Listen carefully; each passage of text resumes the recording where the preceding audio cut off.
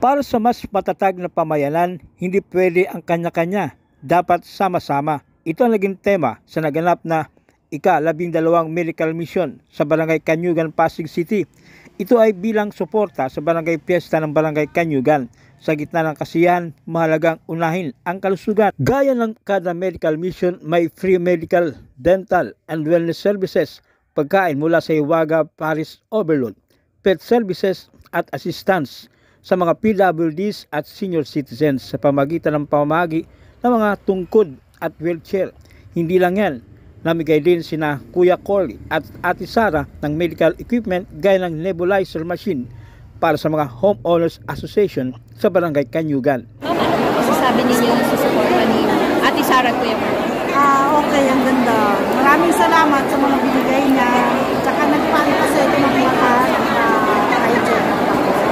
So, yun na. Talagang salamin. Maraming salamat. Ayan, para po sa inyo, gaano kalaking bagay po ito mga nakuha? Ay, malaking bagay dito. Kasi kasama sa media. Okay lang. Nakakawas naman. Thank you. Thank you, Ate Sara, Kuya Corley. From God's Love, OWA. Kanyugan. Ngayon po ma'am, anong gusto niya sabihin? Maraming salamat, Ate Sara. Dito sa healthcare.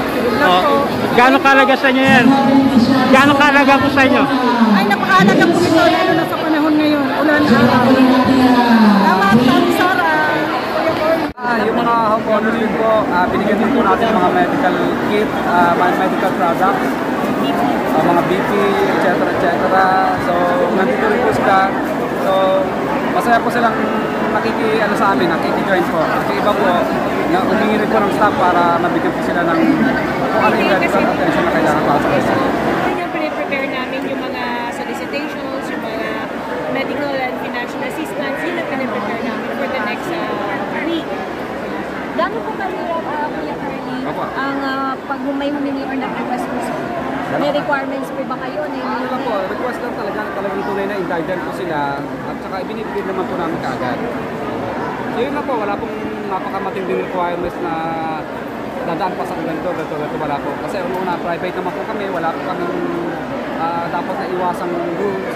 Kung ano po yung minsan, kahit na walang requirements, kung ano ang nakikita namin talaga ng nangihingi, at walang papel, at walang lahat, binibigay na po namin kagad.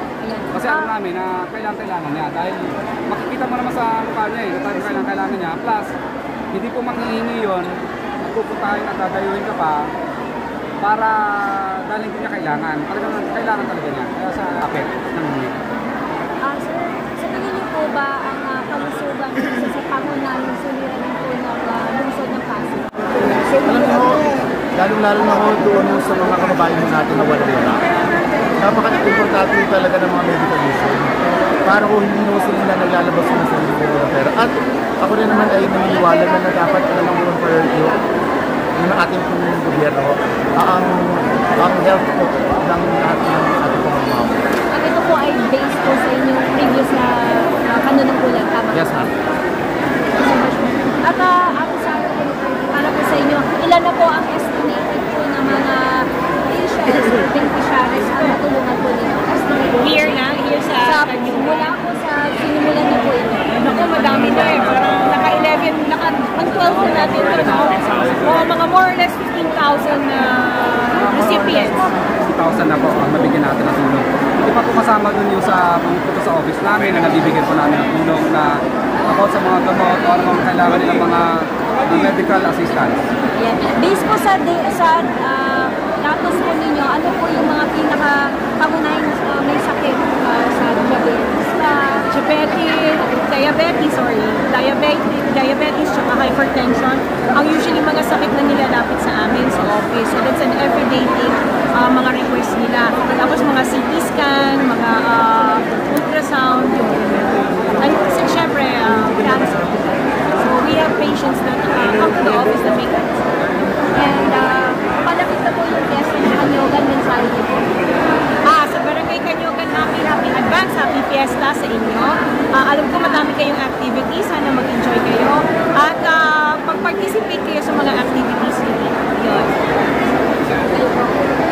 Sa lahat po ng mga taga-Kanyugan, kami lahat ay nagpapasalamat dahil kami ay Pinuntahan ko ngayon dito sa medical mission. Kasama na sila Kapet at ng lahat ng mga masipag ng mga kagawad, pati ng mga SM.